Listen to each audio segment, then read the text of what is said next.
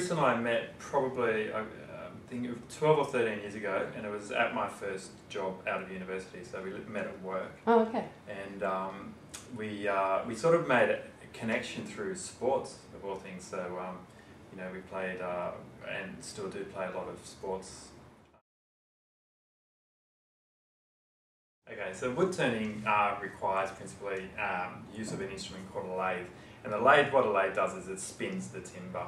And so during the spinning process, you bring tools, or what they call chisels, up to the timber and it cuts it. So there's many different techniques around that. The most obvious sort of shapes and so on are circular, you know, so bowls and cups and jars and those sorts of things. I did woodwork at school and absolutely loved it. I used to stay after school and do it, and come to school early and do it. And absolutely loved it. And in year 10 we were allowed to use the lathe. You know? Oh, okay. So it was like exciting times.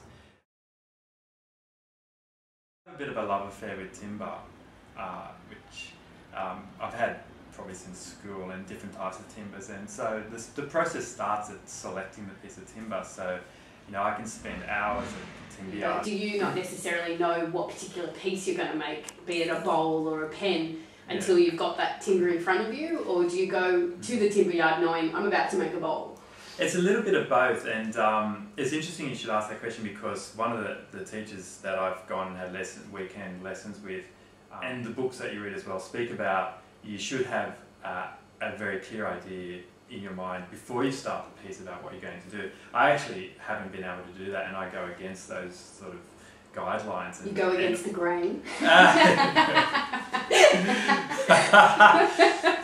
Yeah, in fact I do, and very often I won't have much of an idea at all before when I'm mounted the timber, and I'll let the sort of shape evolve, which can be fraught, because occasionally it's a disaster, but most often it works for me, and the piece will present, and I'm quite happy with it. Occasionally though, so to finish, occasionally I do have a very specific shape in mind, and I will work towards that. Right. This is an example of one that I had a very specific shape in mind when I did this, and it came out exactly how I wanted it. I was very pleased. Yeah, no, it's gorgeous. So that's the process, but also what do you find most satisfying about the end product that you've created? It's both visual and tactile. So they say a good bowl or a good piece off a lathe needs to feel good in the hands, and I agree. When you go to woodwork shows and you pick up pieces and so on, it's quite amazing how you'll notice everyone else doing the same. They hold them and they look at them and they turn them upside down, and there's a very sort of tactile aspect to it. Then the visual. I enjoy both those things immensely. This one's very heavy, and a lot of people comment on that and how it feels quite nice with that sort of the tactile experience. Oh yeah, beautiful. There's two other things that come to mind. One is playing the piano and meditation, and they sort of tie in two different ways. The piano is a very tactile experience for me, and that's the crossover there with the turning. It's about touch and feel, and the meditation is something like, to take that away into everyday life is to try to do everything that you do fully engaged, and a lot of the meditation teachers will talk about this. You know, when you're driving, just drive. When you're eating, just eat. And I find it most easy to do that when I'm turning. Oh, there you go.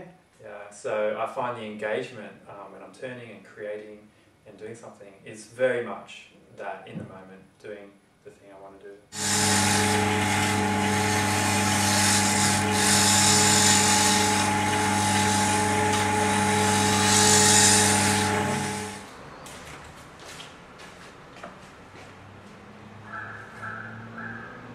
Works in progress. So that'd be great to see. This is going to be a bowl. I just wanted to experiment with this to get an idea of the profile I want. This is a type of burl, and burl has a lot of features, you can see. So at the moment it's a little bit difficult to tell because it's rough and hasn't been sanded, but you'll find, and I'll show you later, some examples of burl, but the character is very, very beautiful with these types of timber. This is a piece of burl, which is what I was saying before, has a lot of character. I really enjoy turning these timbers. This is actually a coolabah. So is that one of your favourite timbers to work with? It'd be one of them, yes, and largely because of the character.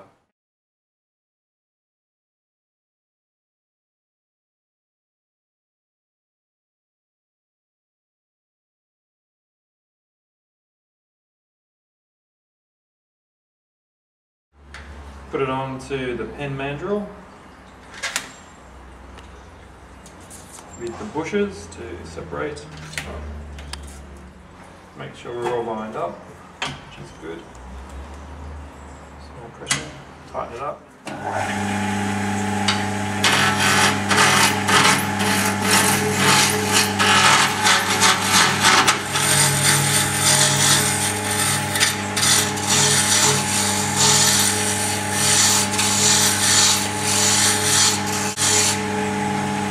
So at this point I'll stop the lathe and just inspect the timber. So I've got it down to round, so I have a much better idea now about how it's going to possibly end up. Still, it's going to exhibit quite a nice sort of character though. We can see nice grains. I'm quite happy at this point.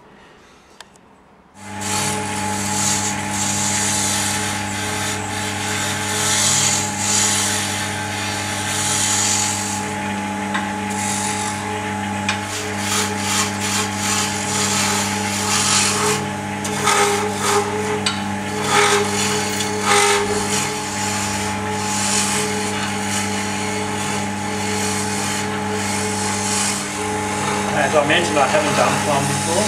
Yep. And it's quite nice. Oh, okay. Yeah, it's a fairly well behaved timber. The grain is nice. It's dense. It's not going to break my tool, but it's not too soft.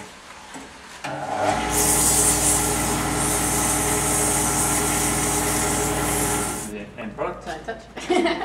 So smooth. And you need to put a nice strong wax to finish it. Hope it's wear. So put a bit of that on.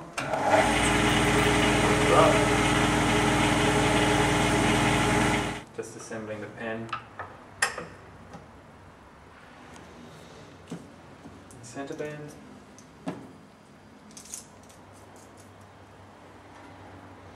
And then finally I want to try to line it up closed, the way that the timber naturally lines up from the original. This is the final pen.